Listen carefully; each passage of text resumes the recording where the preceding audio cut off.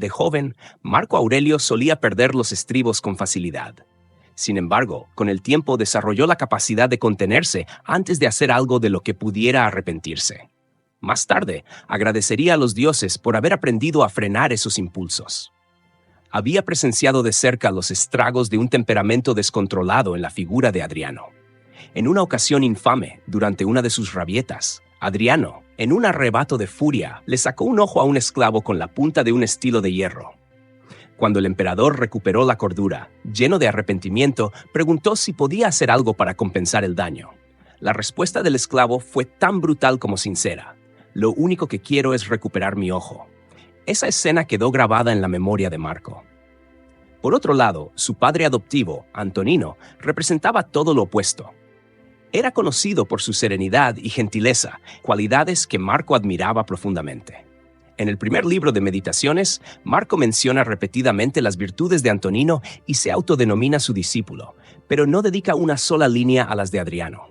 Para él, Antonino era el modelo del gobernante ideal, el estándar al que aspiraba. Incluso muchos años después de su muerte, Marco continuaba reflexionando sobre su ejemplo con devoción. La filosofía estoica que Marco adoptó le enseñó que la ira no era más que una locura pasajera, cuyas consecuencias podían ser irreparables, como en el caso del esclavo de Adriano. Los estoicos también le brindaron herramientas prácticas para manejar sus emociones. Marco aspiraba a ser más como el humilde y pacífico Antonino que como el impulsivo y arrogante Adriano, pero sabía que no podía lograrlo solo.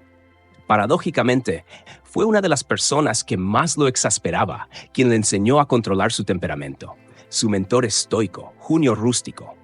Aunque Rústico frecuentemente provocaba la ira de Marco, también le mostraba cómo recuperar la calma. Una de las lecciones más valiosas que le enseñó fue esperar a que los sentimientos de enojo se disiparan antes de actuar. Y en ese momento de serenidad, preguntarse, ¿qué haría alguien sabio en esta situación? Rústico también le inculcó la importancia de reconciliarse con los demás, tan pronto como estuvieran dispuestos a hacerlo, algo que probablemente él mismo practicaba cuando detectaba el enfado de Marco, ofreciendo un ejemplo digno de emulación. Mientras que Apolonio, otro de los mentores de Marco, era un orador profesional de filosofía, Rústico parecía desempeñar un papel más personal, como tutor privado. Provenía de una familia de prominentes estoicos. Era nieto de Aruleno Rústico, un discípulo de Tracea, líder de la resistencia estoica contra el régimen de Nerón. Rústico, además, era un político respetado y un hombre intensamente leal a Marco. Frontón, en una de sus cartas privadas, exageró al decir que Rústico sacrificaría su vida con gusto por preservar el dedo meñique de Marco. La reverencia de Marco hacia Rústico era evidente. Incluso como emperador, mantuvo gestos que resaltaban la importancia de su mentor. En la corte imperial, la tradición dictaba que el emperador saludara a su prefecto pretoriano con un beso en los labios, pero Marco rompía esta costumbre para besar primero a Rústico, como si se tratara de un hermano mayor. Este simple acto dejaba claro que el filósofo ocupaba un lugar especial en la vida del emperador. Si Antonino era el modelo de Marco como gobernante, Rústico era su guía como estoico. Rústico no solo influyó en la filosofía de Marco con sus enseñanzas directas, sino también con un gesto trascendental. Le entregó un conjunto de notas de su biblioteca personal sobre las enseñanzas de Epicteto. Probablemente eran los discursos registrados por Arriano, textos que Marco citaría en varias ocasiones en Meditaciones. Este regalo marcó un antes y un después en el desarrollo filosófico de Marco y reforzó su compromiso con el estoicismo como una forma de vida. Arriano, discípulo de Epicteto, no solo transcribió 8 volúmenes de sus discusiones filosóficas, de los cuales sobreviven 4 y el famoso Manual o Enchiridion, sino que también destacó como escritor prolífico, político habilidoso y general romano talentoso. Adriano lo convirtió en senador y más tarde en cónsul sufecto en el año 131 después de Cristo. Después, Arriano gobernó Capadocia, un bastión militar crucial del imperio, durante 6 años. Ya bajo el reinado de Antonino, se retiró a Atenas, donde ejerció como arconte, magistrado principal de la ciudad. Allí murió poco después del ascenso al trono de Marco Aurelio. Es posible que Arriano haya sido el vínculo que conectó a Marco y su mentor, Junio Rústico, con las enseñanzas de Epicteto. Nacido una década antes que Rústico, seguramente ambos se conocieron. De hecho, el filósofo romano del siglo IV, Temistio, los menciona juntos al afirmar que Adriano, Antonino y Marco sacaron a Arriano y a Rústico de sus libros y los llevaron más allá de la reflexión académica. No se les permitió quedarse en la comodidad del estudio filosofando sobre valentía, justicia o gobierno. Por el contrario, fueron enviados a la vida activa, al campo de batalla y a la política. Temistio agrega que ambos, como generales, llevaron a cabo campañas militares decisivas, como atravesar las puertas del Caspio, expulsar a los alanos de Armenia y establecer fronteras para los iberos y los albanos. Por sus logros, Arriano y Rústico alcanzaron la cima de sus carreras, ocupando cargos como cónsules, gobernadores y presidentes del Senado. Estos ejemplos de filósofos estadistas inspiraron a Marco a creer que podía ser emperador y filósofo a la vez. Rústico, en particular, fue un modelo vital para él. En el año 162 después de Cristo, un año después de que Marco se convirtiera en emperador, Rústico fue nombrado cónsul por segunda vez. Luego del 162 al 168 después de Cristo, ocupó el puesto de prefecto urbano, convirtiéndose en la mano derecha de Marco en Roma durante los primeros años de su reinado. Sin embargo, Rústico falleció poco después, probablemente víctima de la peste. En su honor, Marco pidió al Senado que se erigieran varias estatuas y mantuvo su memoria viva con una estatuilla en su santuario personal, donde ofrecía sacrificios regulares. A pesar de esta devoción, la relación entre Marco y Rústico no estaba exenta de tensiones. En Meditaciones, Marco reflexiona que, así como no se puede enseñar a leer y escribir sin haber sido primero estudiante, en el arte de la vida se necesita guía antes de ser maestro. Para Marco, los mentores como Rústico no solo eran ejemplos de virtud, sino también figuras que ofrecían corrección y consejo, a veces de manera incómoda. Rústico no dudaba en señalar los defectos de carácter de Marco, lo que seguramente generó fricciones. Por ejemplo, le enseñó a no ser pretencioso, a vestir con modestia y evitar el lujo innecesario.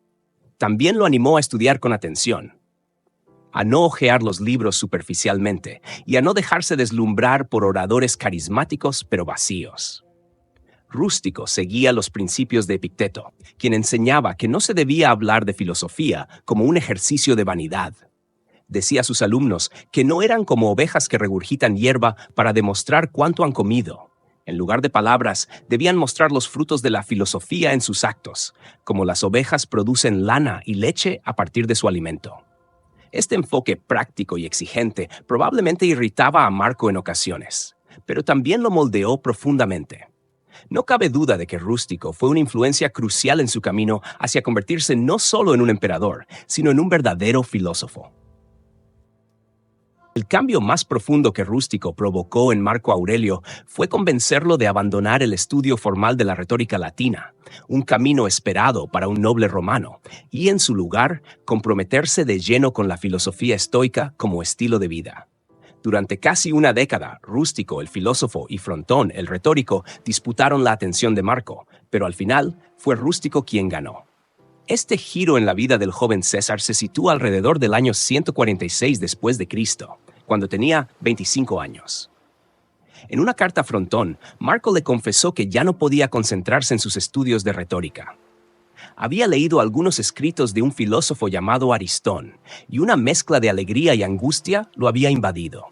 Los expertos coinciden en que se trataba de Aristón de Quíos, un discípulo de Zenón que se apartó de las enseñanzas tradicionales estoicas para adoptar una versión más sencilla y austera, cercana al cinismo.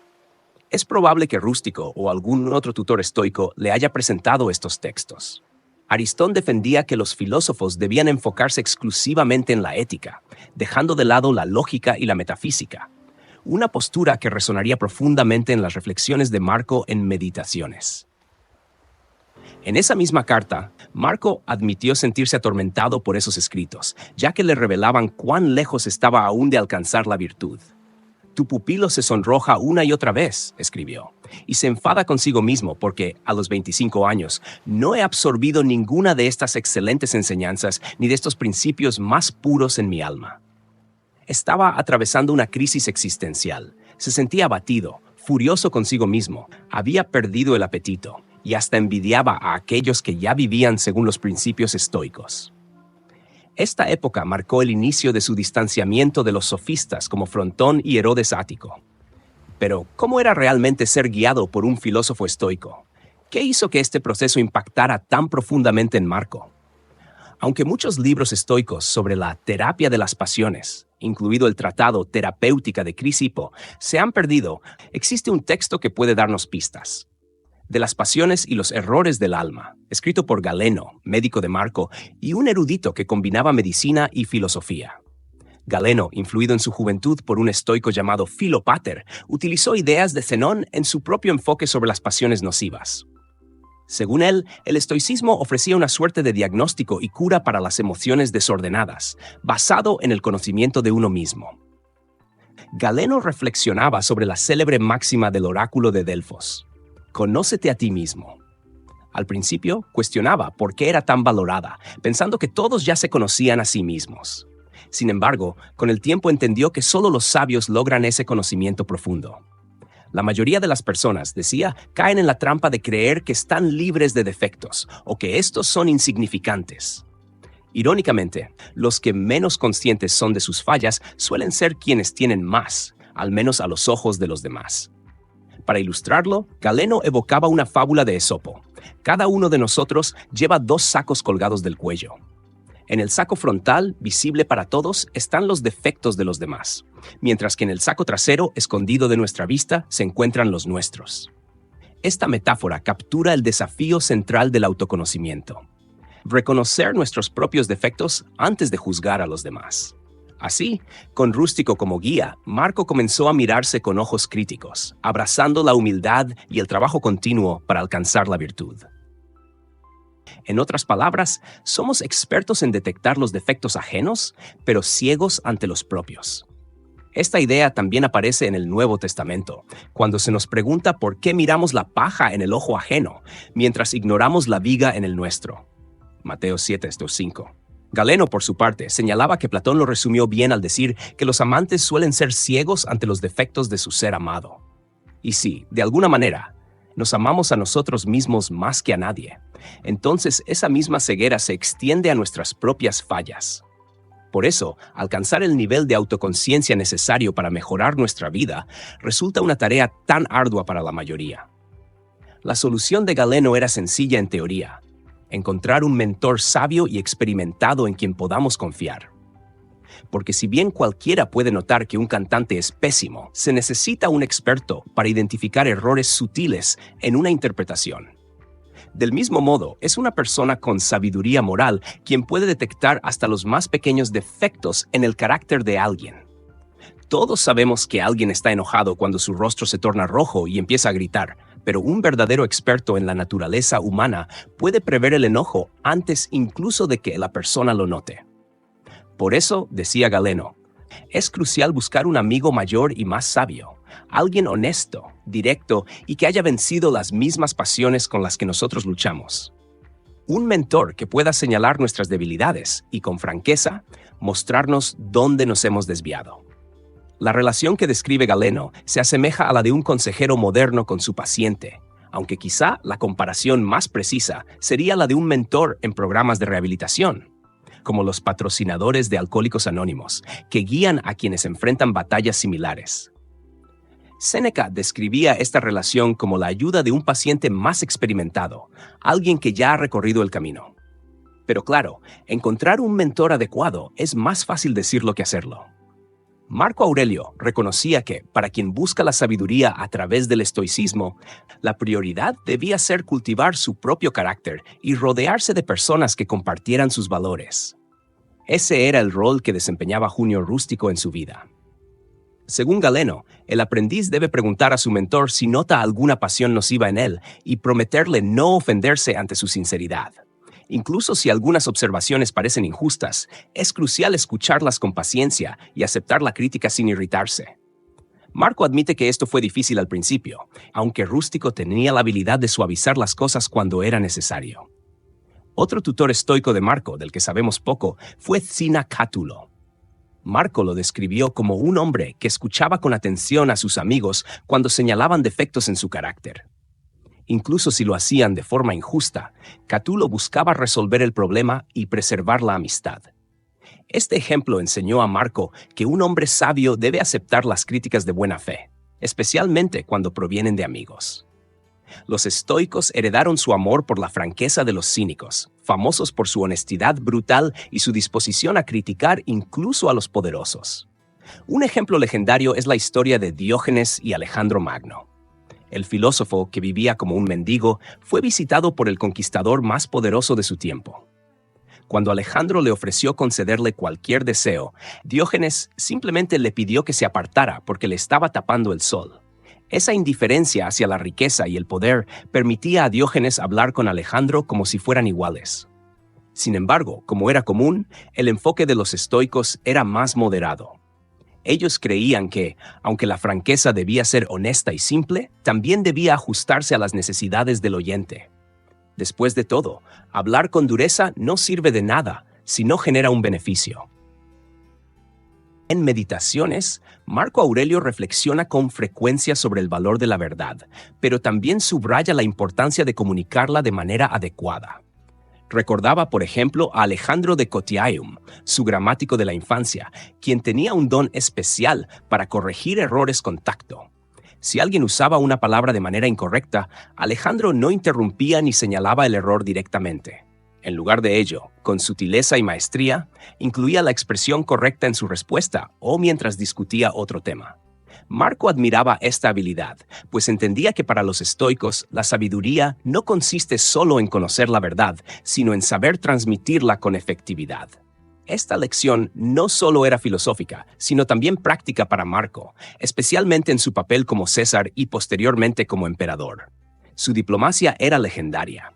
En negociaciones delicadas, como tratados de paz con enemigos extranjeros, o en disputas personales entre sus amigos, Marco mostraba un notable talento para resolver conflictos.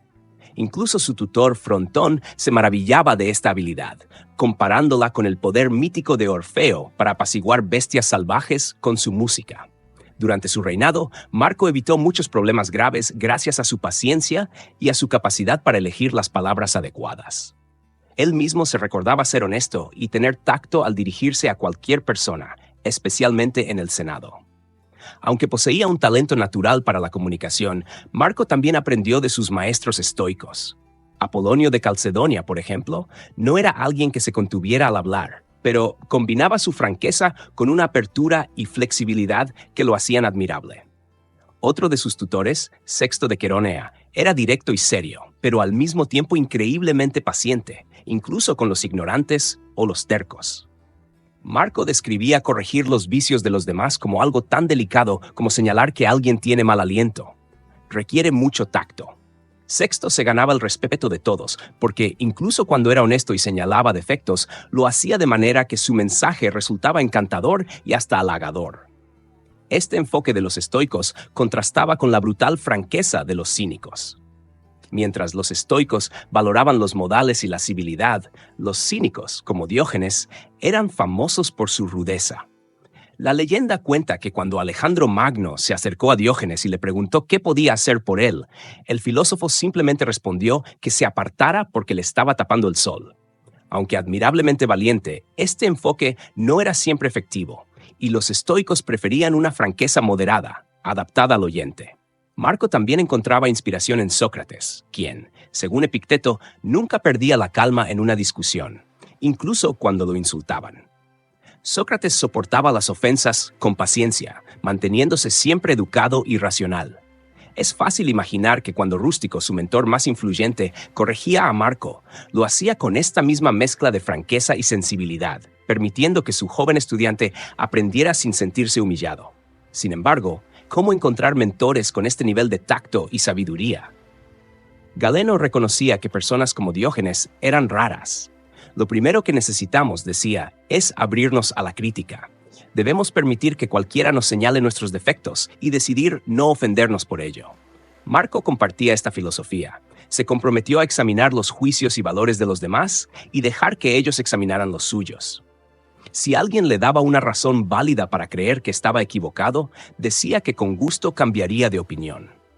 Para Marco, la búsqueda de la verdad era la prioridad suprema, recordando que nadie se ha dañado jamás por alcanzar la verdad, pero quienes persisten en el error sí se perjudican. Este consejo también tiene raíces en Zenón, quien decía que la mayoría de las personas son rápidas para criticar a sus vecinos sin que se lo pidan. Por eso, en lugar de resentir la crítica, debemos aceptarla como algo inevitable y aprovecharla para aprender.